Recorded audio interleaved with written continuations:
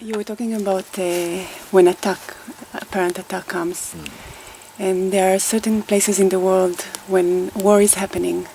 And the attack takes a very gross form. And it's like, I don't know if we can imagine, like your son is getting killed and your friends and, you know, in the hospital and the bombs. And so it's very, very apparent. Yeah. So how to keep staying in the heart in times like this when it's not only, everything is in the mind, you may say, but it's very... These things don't leave you how to, they push you in the heart. Yeah. They strip you down. You may think, you know, some people say, but these people, they're so poor. I mean, how can you be so poor and you're worshipping God? What has God done for you? Yesterday I was driving in the car, and I said, you know, I was lucky because God gave me poverty. Yeah? At that time, God gave me poverty. And through poverty, I learned a lot. So I met God in poverty, not in wealth. With wealth, I wouldn't meet him, you know. I'd meet somebody else. I wouldn't have met God. You meet God in poverty. You meet God in suffering and pain and things like that. Also you meet. Because then it brings you to humility also. Yeah. We can't estimate. You don't think anybody understands what's going on. Even the people who are doing these things, they don't know what's going on. Some forces driving like this. And war is always going on. Man is at war with himself. He doesn't need even an enemy. Man is at war with his own mind also. And when you say it takes a very gross form, I mean that it spills out outside. All this stored up, pent up rage and frustrations and alienation, he spits it out. And it's like somehow maybe some part of the world is a collective, so much suppression or something, and it has to erupt or something. You can't explain where did it start, where did it come from, or something. But it comes like this. Because you think, oh, you guys, you've had a bit of peace now relatively for the last 1 year and so on. I will just continue. No, but something is only they're cooking. You know? And it's like, you know, this peace, you say we're in peace, but you have the advantage. So it's not peace for me. And then, and some bloodletting is happening. Something has to happen. And you think we cannot separate these people and say these are the violent ones. The violence is in everybody. We are all taking it.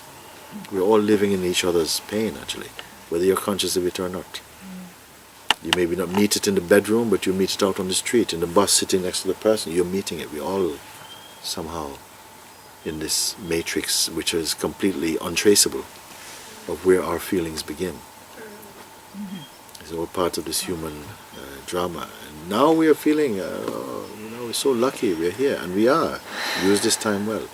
Also, it may come a time when this place also erupts into violence. There are many places that you think, oh my God, they're paradises. Then they exploded. You know, you don't wish this, but a wise person understands that sometimes these things happen.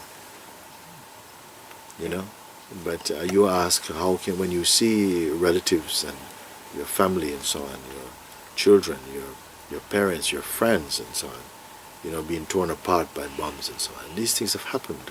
You know? And even now you can watch it even. We've seen it also, even on, you know, it's not the same as being there, but if you have a sensitive heart, it is like being there to watch these things happen. You know? And don't even go up in your head. Go in your heart with it. It's like if somebody beats you up on the street, you know, don't try to explain. You know, just live in the medicine of that beating up. Because sometimes it strips down things and corrects things that you could never do by effort. Also, there are so many factors together there. It's hard to say what something exactly is. Because very easily as well, judgment comes, you know. How well, to... judgment started. there. Before the fire comes, judgment is there. Judgment is there. And before the judgment, personhood is there. It's true, you know, because I can say something about the Holocaust, which happened quite a few decades. I mean, and there's a saying that they keep putting every year, saying "forgive, but don't forget." You know, and it's very strong. It's like you are being asked not to keep remembering. You know. Yeah. Yeah, that's not a good thing. Some things you remember because it serves you to remember something. But don't make some anniversary out of remembering. Like I said, don't make anniversaries out of your pain. Because then something wants, justice. It's justice. And every time you get a hit, you start to call up the same old thing. Again, you see, they're still at it. And it's such a torture. And since you are born, you are seeing this in my country anyways. These things, Yes, you know. yeah. I was in a taxi in New York, driving New York with one guy, taxi driver, and this man, he really had some chip on his shoulder, really big time, because he was feeling that there were these Jews and the whites are totally here to totally make your life, hell every single day. It's okay, you're driving, And then he says, hey, you see, he's driving the car. The people are crossing the road without the traffic light. Sometimes they're running across the road and stuff. Hey, look, exactly. See this guy. See this guy. This guy. Some young guy walking across with his hat on his head. Him, like people like him. He saw me coming. He wants me to hit him. Okay. He wants me to hit him, so that I spend the rest of my life in jail. Why don't you use a lie? So I said, my God, it is so strong inside that you cannot even talk about it. Chance. It's like he doesn't want to hear. There's no space for anything contrary to your feeling. It's just so intense. Like he will see anything. It's like It's like I don't eat grapes.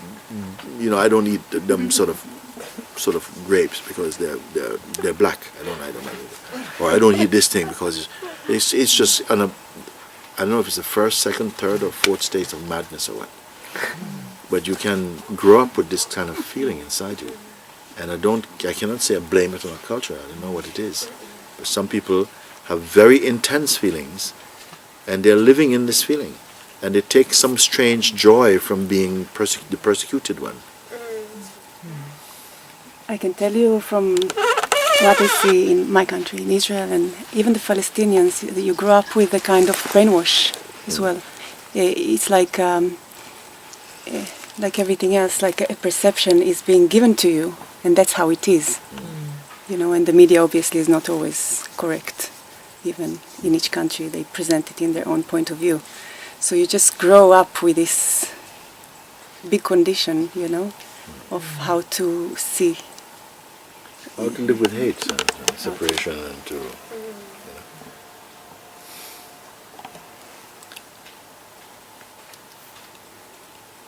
And yet, there are awakened beings in your country and in Palestine also. We have to find them, talk to them. How do you manage to be here and to be in the center of your heart?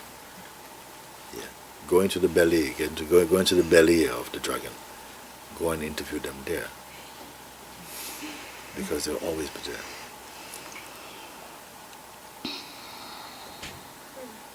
There are beings there.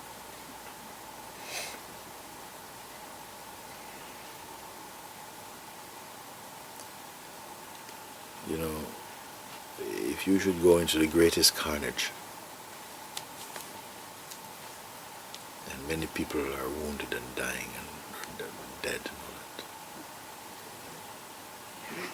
If you had the eyes to see the angels arriving there, totally in total serenity and total love.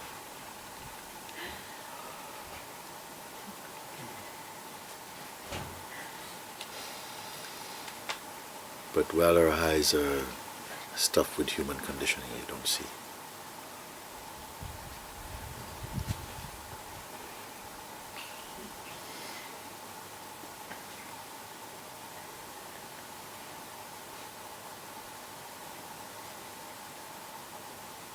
As well, you grow up with all these concepts, and then you go travel, and I've met quite a few people from Arabic countries that are considered to be Israelis' enemies, and no one's into it. No one's really. I mean, most of them are not even wanting this, you know. On the one-to-one level, on the street level, it's not where it's at.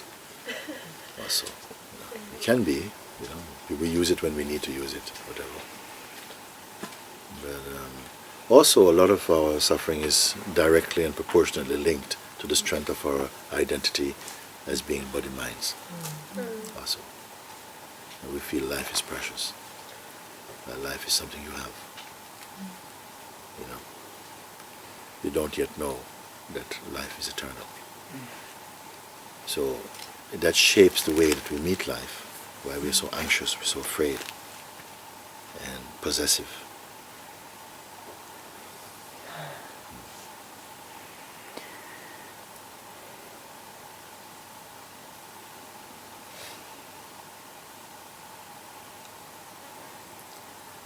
I love a place in the Bible where it says it's better to go and sit in a house where there's weeping and crying than in a house of celebration. I know what it means. There's more humility, there's more depth, there's more near to the very perfume or the presence of God in some environments than in others. When we are celebrating, we are far somehow. You're in your own trip. But I can't say this is the reason why. I can't give reasons for why things happen like that. But I know that the chance we have is to wake up. The chance you have is to wake up. Just in the same way that we go, and maybe in your dream, your phenomenal dream, where you are in the middle of war and you're looking after children hiding in a church and the enemies are coming and they're breaking down and chopping everybody up to pieces, and you think, oh, this is what's this. And you wake up from this dream, and then somehow it clears in your mind. When I say that each day we wake up from the dream, but to be awakened, to be enlightened, means you must wake up from the waking state also. You have to wake up from the waking state, because you take the waking state also to be real in that sense. But these are not easy words for everybody, because we are very much in touch with life through our sensory perceptions and our conditioning and so on. And we want to defend this conditioning. We want to continue to perceive life through the eyes of our conditioning also. You see? This is a funny thing, because it's a conditioning that makes one suffer. Yeah. And strongly, especially these ones that we've been talking about now, and still there somehow one wants to preserve. It's an exchange, because you sometimes, yes, many conditioning makes you suffer, but it gives you a sense of belonging to something. You see? So you put something in, take something out. You see? Which bag do you have? And it's known, because you were born like this, so it's familiar maybe. Creates an identity. It's a great day when people begin to see that you are not your conditioning, and you are not your body-mind in that profound sense. At the moment it feels like we are profoundly our bodies, we are profoundly our conditioning. And our problems are profound problems that come from that state. This is why it is more urgent, I feel, that people partake in satsang in somehow. But the world doesn't work like that. The whole world, the whole universe is a satsang. To be alive is a satsang. But the speed of that recognition, well, I don't know. What brought you here, you see? Out of millions and millions of people. Maybe your friends not here, your family not here, You have to put in a way you're here on behalf of them. You see? And don't hide your light, nor go to display your light. Just be yourself and be true. Because people come from all over. I'm not gone out calling them, please come here. But something, your own beingness came. Because somehow there's a ripeness inside you that is your chance for that, to go beyond all of this. Not to know what the next problem is going to be, but to put an end to the whole psychology of problems. And to see from divinity, to see from your own soul power. If you just live as a person, you cannot come to the end of problems. Even if you go and live on an island with everything you think you would want, you're still choosing death and destruction even. You just die in better clothes, that's all. But you have to somehow be willing to meet the life. When I say wherever you are, whatever your circumstances, right there is a door to your inmost being. It is so true. So we don't feel, oh yes, over there, when I get over there. No, it's right where you are. You're right where you are. And I cannot see any endeavor of in the human kingdom that is as important as this, as powerful as this. That brings you from a life of mortality into timelessness. And still it has no value. This for me is the real challenge. Wars, they have always been. And maybe for a long time still they will come. But freedom, let's talk about freedom. Freedom is what we are, not what we have to fight for in a way. It's what you are. You have to fight in a sense inside. You have to look and challenge your own sense of limitation and belief in conditioning. And the support is here. Satsang is nature's life, consciousness, God's way, an exit from suffering.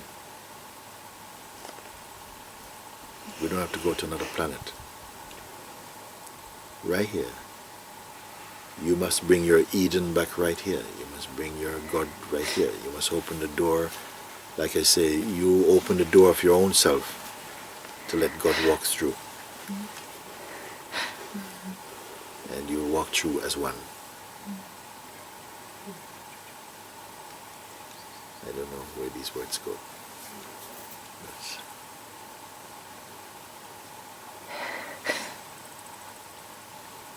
they would go everywhere now. When I say that you are the light of this world, I'm talking about you as a person. You have to drop that. You have to stop relating to, referring to yourself only personally. You are the light of consciousness, and also the witness of this light, and what it revealed. Then you must confirm that.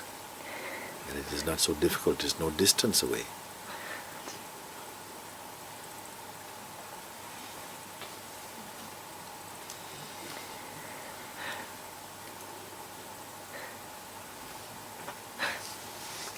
So there is a great job to be done.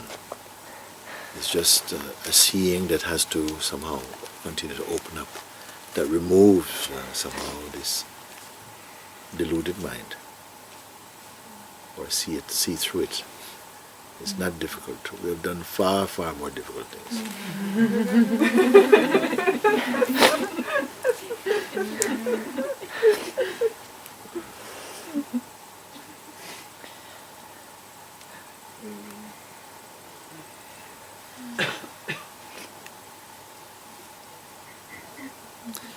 When the Jew go to sleep, and the Gentiles and the Christians and the Muslims, and we all go to sleep, who are they? When the rich man and the poor man go to sleep, who are they? Where are their distinctions?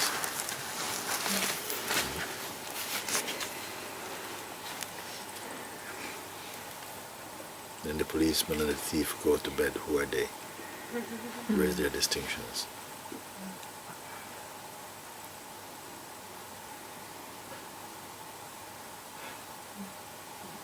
You have to find that place in your heart where everything is somehow neutralized into pure equanimity. And at the same time, on the surface, leave the pictures, leave the waves to flow, let them play. But now you don't see with eyes of separation. It's a very different, you're coming from a different place.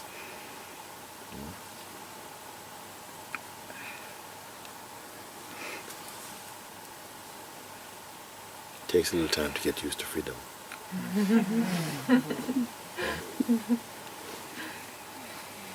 I notice there's some insects when sometimes take a bug or something, and then you have to catch him in something, and you put him outside on the floor, and you put him out, he's free now. He just stands there. So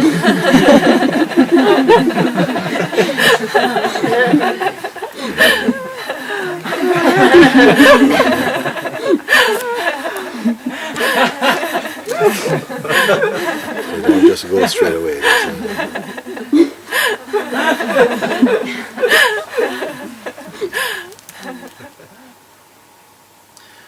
See, the mind is striving always for value. It wants value. It wants something that it can say, it can measure this. This is worth something. The self is worth nothing. It has no value. For whom can it have value? It cannot be spent. It cannot be purchased. It cannot be lost. It cannot even be found, actually.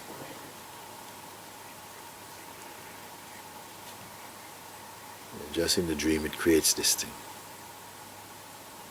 I want you to see it so you can see and say, of course it is so. It is so.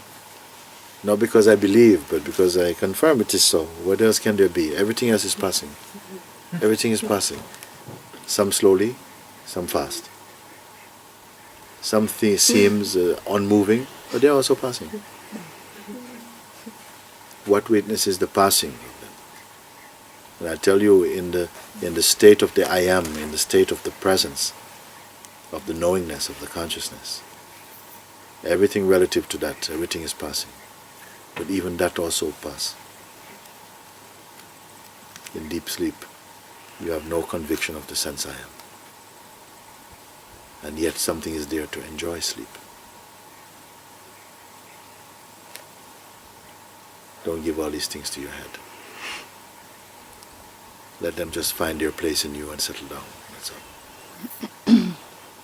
Don't hold anything. Don't be a learner. Don't be an expert. Don't be anything. And you'll find that something is responding to life intuitively, automatically, spontaneously.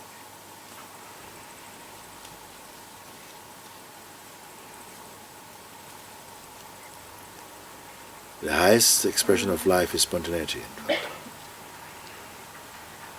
A planned existence is to do a lot with fear.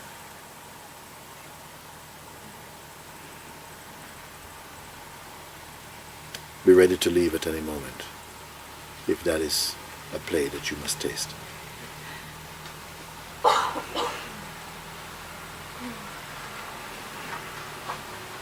And still that is not as great as your unchanging self.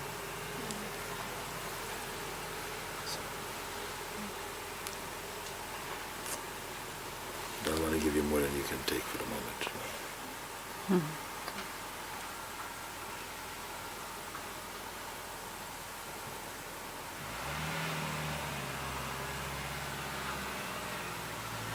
When you come to a place of this type of samadhi within your own self, like I say, all the angels in your being are happy. They're happy. They're in tune. You're tuned up.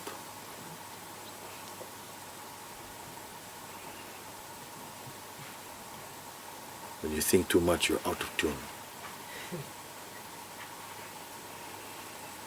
It is possible to think intensely within your silence, actually. To work, in the most dynamic way within your serenity and your stillness.